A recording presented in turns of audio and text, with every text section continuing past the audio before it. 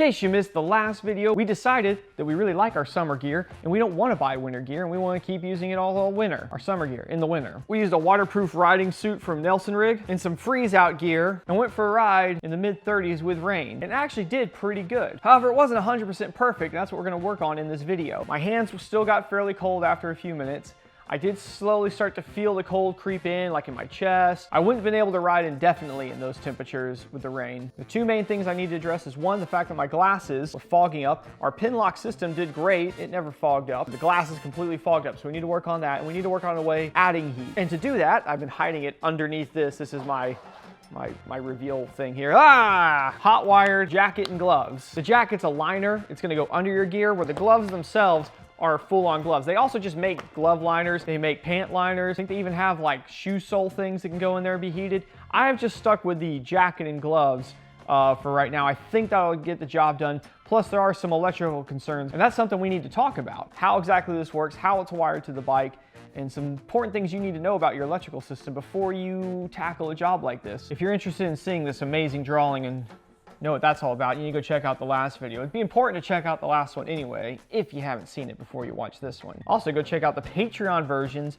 of these videos because they're better and longer, and there's no ads on them. Okay, this is an engine, and this is you. In your normal automotive application, got a radiator, coolant cycles back and forth between it, but there's also a little mini radiator inside the cab called a heater core. We can blow air over this and it becomes hot air. Look at that, hot air. This is a good demonstration. Motorcycle, however, this system wouldn't work very well because you would just be throwing hot air out into nothing and you're wearing gear. This is not gonna work. We still have our engine here, but we're gonna use our stator. Look at it in here. Bzz, bzz, bzz, bzz. Electricities. It's over here creating some happy power. And what we're gonna do, we've got our fancy little motorcycle gear and they're gonna be connected to electricity. And much like an electric heating blanket, there's coils of wire, they're gonna get warm, making us happy. And the devil.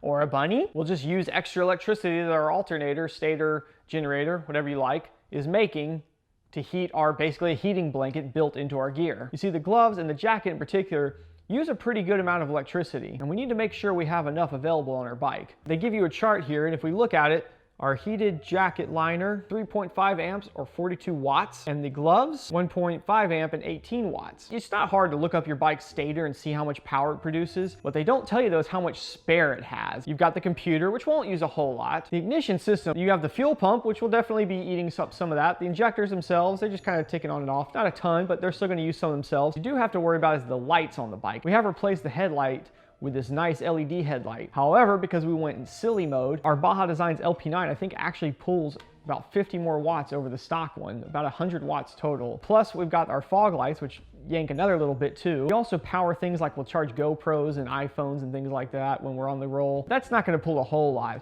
but we need to make sure we have enough juice to power all this stuff. My XR, for instance, stock only had a 50 watt stator. We upgraded it to a 100 watt stator, which is why we're able to run things like lights on it and horn and all that other good stuff now. But I mean, we really don't have enough spare to run a whole jacket. Let's take an actual better look at it. This will easily be able to fit under our existing gear. They pull this out, and this is what you'll connect to the bike. You have this little flap right here that's designed to sort of hang out of your gear, and it's got 3 modes on it, and it turns the vest on. Or the jacket, I should say. A lot of them have this whole controller thing you have to like put into your pocket, and you have to pull it out every time you want to adjust the heat.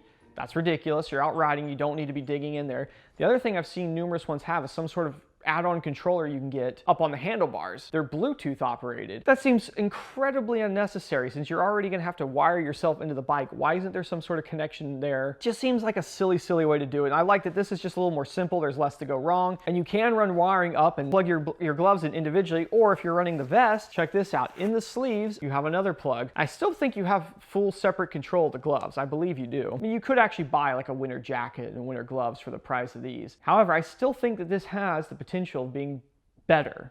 I think it'll be more comfortable, and honestly, I bet it'll be warmer. I don't want to just be able to make it through the winter months with my summer gear. I want to be comfortable in my gear. The next steps is to actually get on the bike and start wiring this stuff up. So if you're following along, trying to do this yourself, I want to congratulate you because you've now completed the hardest part of this installation, getting to your battery. You know, Revzilla, they have that beard scale of difficulty, and since they hooked it up with these products and I'm wearing their shirt, I don't know if they've ever done a beard scale difficulty on installing this, but I'm gonna have to give it like a half a beard. like a goatee. This is not a hard job whatsoever to do. Super, super simple. All we have left to do now is attach 2 cables. I think we can manage that. Oh, this is pretty simple here. You got a red wire and a black wire. There's a little nub right here I'm not using anymore. This held some body panel on for the stock system. Look at this. Just can sit right there. Pop it off, plug it into my suit. I've just installed heated gear. All right, we're plugged in. Oh, there we go. Oh, look at that. The red should be the hottest setting there. I don't want to do it for too long because I don't want to just suck the battery down, but if we press it again, there's medium is orange and green is low. And then I think you hold it to power it off.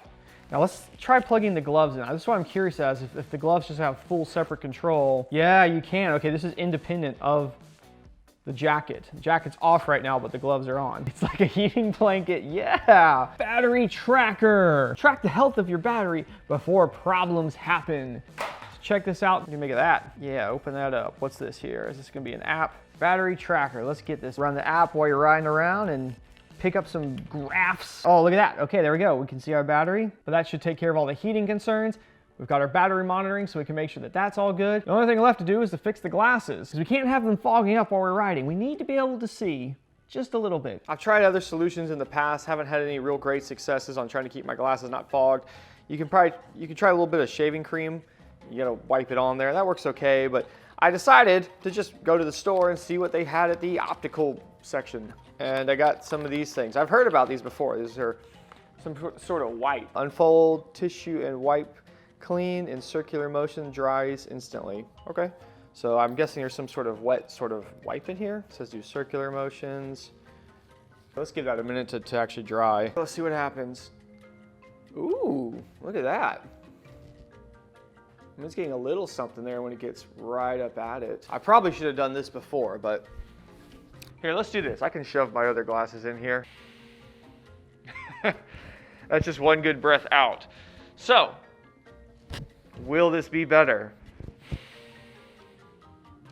I don't know. Let me know what your suggestions are. Maybe the best thing to do is just be to get LASIK. But then you find out you have astigmatism. All right, let's gear up. Let's get out there. Well, it's actually been about a week since that last clip you saw. No, 2 weeks, I think. Something like that. Don't often say this, but it's actually been too nice of weather to go ride. And it was like in the 60s, even though I think got up to the 70s one day. But here we are, repeating it in the same way. Mid kind of low 30s right now, raining. It's like almost 2 in the morning, but that's what we had to do. I could have just lied to y'all and done this, oh yeah guys, it's real cold, brr, you know, but I want to do this for real. We also have our voltage here pulled up, put everything to the test using our little app here, put it through the worst scenarios again, and we're going to see how it holds out. So we're going to throw the high beam on, and even though I don't really need to do it right now, we're going to put everything in the high mode. Check this out. This is how you can flip this one on the go, which is going to get a little annoying and warm here, but I've got everything on now. High beam, fog light, charging my phone. We got a lot of things running at once. We're at 13.7. We seem to be maintaining at 13.7. Look at that. Okay, I'm getting hot. Turn these down. Put these actually in low right now. My glasses still are fogging like crazy, by the way. If anybody has any good suggestions for that, let me know. I think the deal with all this stuff is you have to sort of think about how you're going to put it all on. It all kind of comes down to the gloves. You have to figure out kind of what order you're going to slip the gloves on, because they're a gauntlet, but they're not going to fit over all this other stuff. I mean, even my main jacket, they're not going to fit over that. I'm not a big fan of gauntlet gloves. They only make sense to me if you're wearing like some race leathers that really slim up right at the wrist, and heck, even my race leathers don't get that tight up at the wrist. So I'm usually having to kind of tuck it into one of the layers, which I had to do here. You're gonna have to plan how you're putting everything together. It makes you think a little. I guess you did it a couple times, you get used to it. Come to a dead stop. We have our high beam on, we have that on. Let's see, we got all our gears in low right now. As you can see, we're depleting voltage already. See how we're getting a little thing here? It says 99% now. And let's get silly with it. So that's everything in high at an idle. And as you can see, we are slowly depleting the battery. Now, if we turn the high beam off, I think it'll start going back up. Yep, there it goes, see? Go back on, and we should start seeing it deplete again. Yeah, there it goes, it's depleting quick. We're slowly cruising. And the voltage is coming back up. So we seem to be maintaining, though, right around 13. I would love to see it higher, but I'm not gonna like argue with 13. I'm now getting to some proper speed here. We're getting back above 13. All right, I'm gonna turn this gear back down because I am getting hot. But this, good to know, because what we've learned here is that if high beam's on max, fog lights are on, we're charging phone, like clearly we're doing everything, and we have the gear on highest setting. If we're at a dead stop, like idling somewhere, we are gonna be slowly losing power to the battery. If you were just stopped at a light, I either would need to turn it off while I'm sitting there or just keep in mind that I can only do that for a few minutes, then I might end up with a problem. For most actual like touring and adventure bikes, they tend to have between like 400 and 500 watt stators. Tanneray 700 has the same stator this bike has. Because the Tanneray 700 exists, maybe we'll get lucky and they'll come out with like a more beefed up stator for this bike, you know, like a good aftermarket one. It's 2 in the morning, few degrees above freezing, while raining, and I'm completely fine. I could do this all night. Like, I've got the gear all low right now. I feel like I could do this as long as I wanted. How insane do you think this person thinks I am right here? I don't care. Check out what I'm doing with my clutching hand. I'm not keeping it on the grip, because if I had heated grips, I would have to do that. But I could keep my hand wherever I want. I could put it here, here, here, here. You know, I can do whatever I want with it. Do the YMCA, man. YMCA. I'm almost a little sweaty. I think we're gonna pop those babies down. I can't believe how comfortable I am doing this. Happy voltage here. Everything works.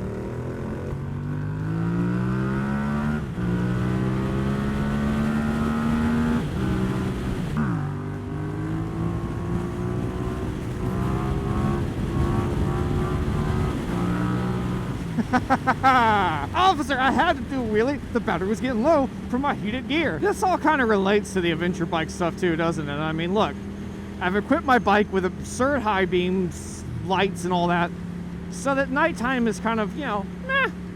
I've got a rain suit on, waterproof boots, water resistant gloves. So rain is kind of like, meh. I have a heated jacket liner and heated gloves on. So the cold is like, meh. I'd go to all the Starbucks now, man. What are you doing? What are you doing? Go on. Go on. Rake-ins. We got rake-ins. Oh, that's a good spin there. And then the GoPro died, but it was a successful test otherwise. So we've done it. I was wearing my summer gear. I was comfortable. It was plenty warm. And our bike's electrical system can manage it. Just barely, but it can.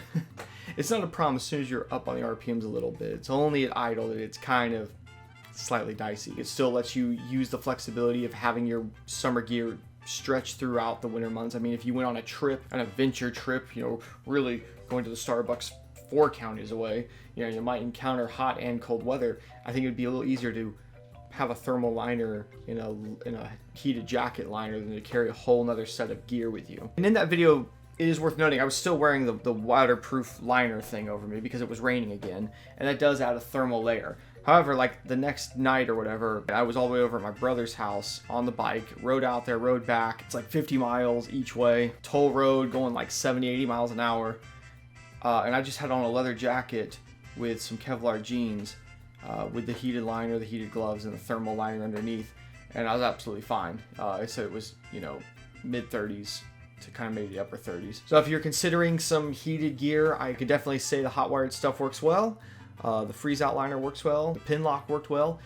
If you have any suggestions on how to keep my glasses from freezing, I'd appreciate it. The reason I was at my brother's house is because we were building a rack for the MT Array 700. You'll see that soon. If you're interested in an ad-free, extended version of this video that came out like a week ago, go on over to Patreon and check out the Patreon version of this video. You can join Patreon for $1 a month and have access to the entire library of everything I've ever done. Otherwise, if you could help me do the things that help the algorithms, you know all those things. I don't even need to say it. While you're in here in the office, what's something I can show you? Let's see a little. Oh yeah, this is going on the bike here soon too.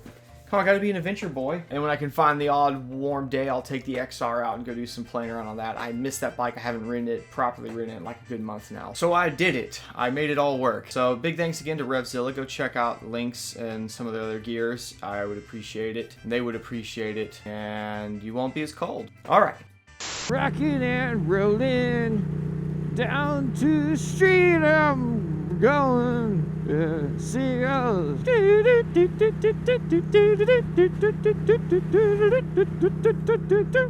it, please. YMCA. It's fun to do things at the YMCA. I got everything You could do it, have fun, or even have a foosball table. La la la la.